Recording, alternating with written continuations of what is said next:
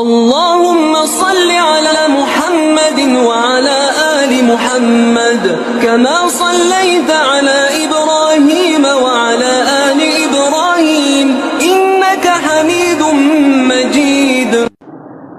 نحمده ونصلي على رسول الكريم. أما بعد، عن أبي هريرة رضي الله تعالى عنه أن رسول الله صلى الله عليه وسلم نهى عن الصلاة بعد العصر ثم تغرب الشمس وعن الصلاة بعد الصبح حتى يطلع الشمس أو قال نبينا صلى الله عليه وسلم. صدق رسول الكريم. அருமைக்குரிய சகோதரர்களே, பெரியவர்கள்,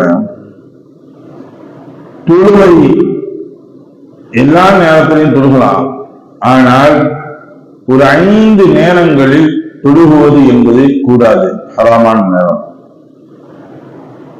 அந்த தொழுகைக்கு தடை செய்யப்பட்ட நேரங்களை பற்றி பார்க்கக்கூடிய பாடமாக இருக்குது இன்னைக்கு. அபூ ஹுரைரா ரலியல்லாஹு தஆலா அவர்கள் கூறியதாவது, ரசூலுல்லாஹி ஸல்லல்லாஹு அலைஹி வஸல்லம் அவர்கள் அஸருக்கு பின்னால் இருந்து சூரியன் மறையும் தொழ வேண்டாம் எனவும், சுபஹில் இருந்து சூரியன் உதயமாகும் வரை தொழ வேண்டாம் எனவும் தடை செய்தார்கள் என்பதாக சொல்லப்பட்டிருக்கு. இன்னும் மற்றும் பல ஹதீஸ்களில் சொல்லப்பட்ட விஷயங்கள்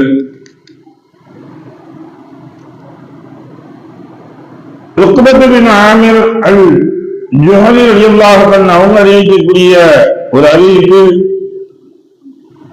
ரசூலுல்லாஹி ஸல்லல்லாஹு அலைஹி வஸல்லம் இன்னும் 3 நேரங்களில் தொழுவதை தடுத்துள்ளார்கள் என்றாக சொல்லியிருக்காங்க.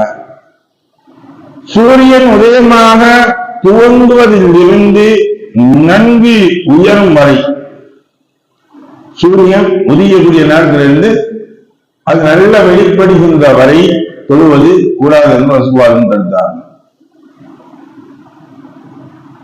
உச்சியில் இருக்கக்கூடிய சமயங்களில், உச்ச நேரங்களில், நிழலே இல்லாமல் இருக்கக்கூடிய அந்த உச்ச நேரங்கள் இருக்கிறது, அந்நேரத்தில் இருந்து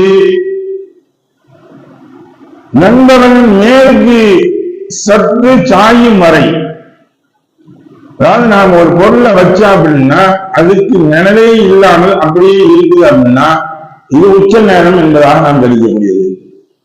இது மேற்கு திசை சற்று சாய்ந்து வரும். மேற்கு திசை சற்று சாயும் பொழுது நாம் வைக்கப்பட்டதுடைய குச்சியுடைய நிழல் ஆப்போசிட் திசையின் பக்கமாக, கிழக்கு திசையின் பக்கமாக அதனுடைய நிழல் விழுகும். அப்பொழுது அப்படி விழக்கூடிய சமயங்கள்னா அதுவரை நீங்கள் தொழாதீர்கள். அந்த நண்பர்கள் உச்ச நேரங்களில் தொழ வேண்டாம்.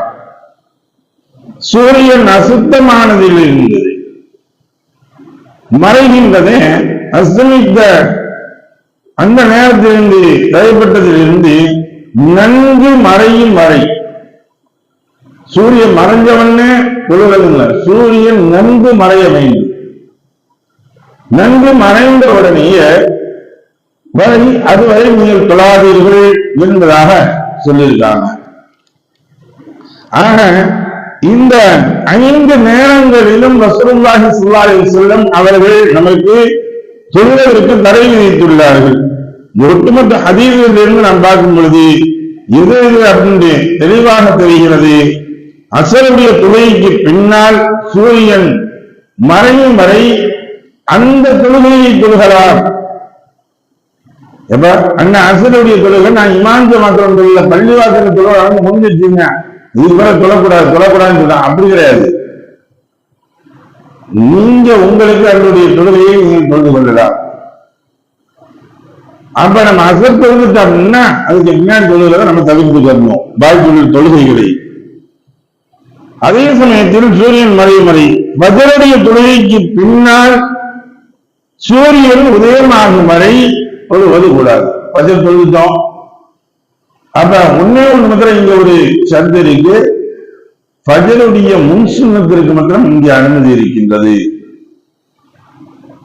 ஃபஜ்ருடைய முன் சுன்னத்தை விடுபட்டுச்சு, நம்மளால் தொழ முடியல, அது பின்னால் தொழுது கொள்ளலாம். அதுக்கு மட்டும் பாக்கி உள்ள தொழுகைகளை நான் மீட்டு தொழுகின்றேன். நேற்று இஷா நான் தொழுகலைங்க, அந்த தொழுகையை நான் இப்ப பஜர் தொழுது முடிச்சவொடனே இப்ப நான் தொழுதுக்கிறேன் அப்படின்னு நம்ம தொழுகிறாங்க. இதுதான் இங்கு தடை செய்யப்பட்டது. அன்னைக்குரிய சுன்னத்துகளை நாம் தொழுது கொள்ளலாம். மூன்றாவதாக சூரியன் உதயமாகும் போது, சூரியன் உதயமாக ஆரம்பிச்சதுல இந்த நேரத்தில் தொழக்கூடியது.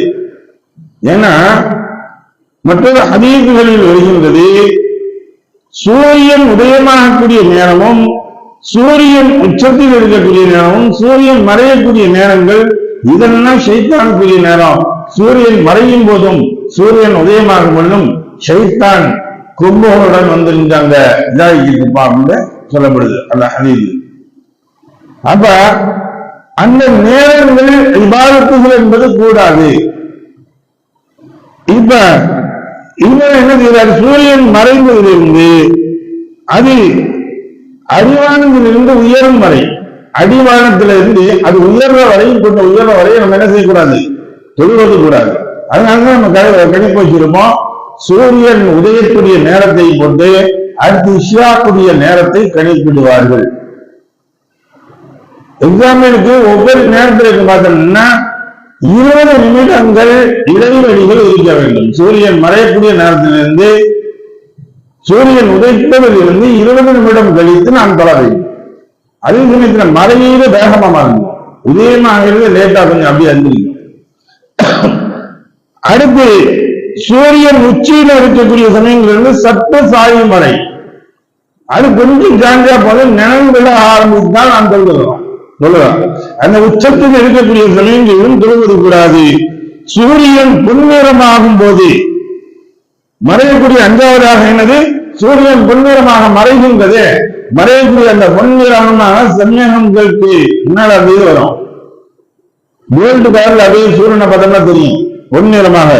இப்ப இந்த சூரியன் அந்த நேரத்தில் இருந்து மறைகிறது, முழுமையாக அந்த சூரியன் மறைய வேண்டும். சூரியன் மறையக்கூடிய நேரம்னு ஒண்ணு போட்டுப்பாங்க, சூரியன் மறையக்கூடிய நேரம். அந்த நேரத்தை எழுதிட்டு இந்த இடத்துல எல்லாம் எஞ்சல்லாம் நம் திறந்துடலாம். அல்லாஹு தாலா சூரியன் மறைகிறப்ப, சூரியன் மறைந்தா ஒரு புஷம் சின்ன அல்லாஹ் சொல்லியிருக்கான், சூரியன் மறைஞ்சிச்சுன்னா ஒண்ணு நோம்பு திறந்துடலாம். இப்ப மறைய ஆரம்பிச்சிச்சுல நோம்பு திறந்துடலாம். இப்ப நோம்பு திறக்கிறதே தப்பு. முழுமையாக மறைய வேண்டும். முழுமையாக மறைந்தா அதனுடைய வெளிச்சங்கள் முழுமையாக போயிடும். சூரியன் முழுமையாக மறைந்ததற்கு முன்னால் அந்நிறம் மாறும் வரை, அதை மறையக்கூடிய அந்த நேரம் இருக்கக்கூடிய அந்த நிறங்கள் இருக்கின்றது, அது மாறும் வரை, முழுமையாக மாறும் வரை நாம் என்ன செய்யக்கூடாது, எந்த தொழுகையும் பெறக்கூடாது. அப்ப என்ன, அதற்கு ஒரு 5 நிமிடங்கள் 10 நிமிடங்கள் கால நேரங்கள் பிடிக்கும். அந்த சமயங்களில் முழுமையான தொழுவதும் கூடாது. இந்த நேரங்கள் எல்லாம் கடமையான பருந்துகளை தவிர வேறு தொழுகைகள் இருக்கிறது. இப்ப நம்ம கேட்கலாம், அசருடைய நேரத்திற்கு பின்னால் இப்ப ஜனாசா தொழுகை வருது, அசருக்கு பின்னால் நம்ம தொழுக வைக்கிறோம், கூடுமா கூடாதா அப்படின்னு கேட்கலாம். ஒரு கிரகண தொழுகைகள் வருது, இந்த நேரங்களில் கிரகண தொழுகைகள் தொழ வைக்கலாமா?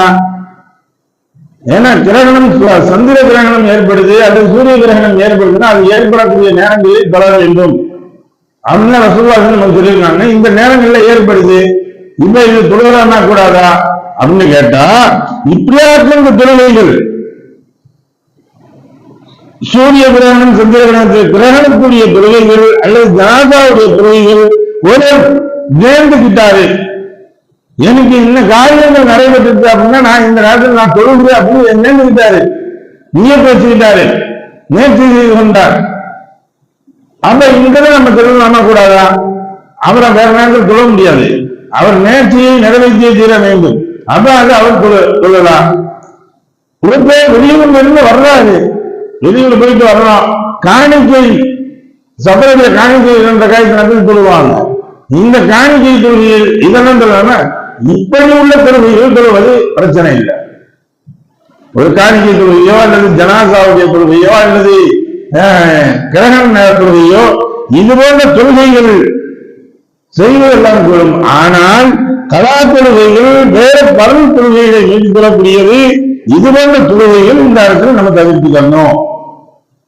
நிச்சயமாக அதிகப்படியான ஒரு நபிலான தொழுகையை நான் தொழுகிறேன் என்று தொழுகிறதை இவர் தவிர்த்துக் கொள்ளணும். ஏன்னா எந்த நேரம் இல்லாட்டி வேற நேரம் இவர் தொழலாம், அதை கடைபிடிக்கலாம். வேறு நேரத்தில் செய்ய முடியும் என்றால் இந்த நேரங்களில் செய்யக்கூடாது. இந்த நேரத்தில் தான் செய்ய முடியும், வேற நேரங்களில் செய்வதற்கு இது சாத்தியம் இல்லை, செய்ய முடியாது அப்படின்னு கூடிய ஒன்று வந்துச்சுன்னா அப்ப அந்த வருடத்தை என்று சொல்வார்கள் அரபி. அவசியம் ஏற்படக்கூடிய சமயங்களில் அந்ததை செய்து கொள்ளலாம் என்பதுதான் நம்மளுக்கு இந்த ஹதீஸின் வாயிலாகவும் இதனுடைய விரிவுரை வாயிலாகவும் நம்மளுக்கு அறிவிக்கின்றது. எதை படித்தோமோ எதை கேட்டோமோ அதன் பிறகான அமல் செய்யக்கூடிய நண்பாக்கியத்தை உள்ளவங்களான மனிதர்களுக்கு தந்தார். உருவானாக வாக்குத்தான அல்ஹம்துலில்லாஹி ரப்பில் ஆலமீன். சுப்ஹானல்லாஹி வபிஹம்திஹி சுப்ஹானல்லாஹும்ம வபிஹம்திக நஷ்ஹது அல்லா இலாஹா இல்லா அன்த வனஸ்தக்ஃபிருக வ நதுபு இலைக். ஆமீன். சுப்ஹான ரப்பிக ரப்பில் இஸ்ஸத்தி அம்மா யசிஃபூன் வஸ்ஸலாமு அலல் முர்ஸலீன் வல்ஹம்துலில்லாஹி ரப்பில் ஆலமீன்.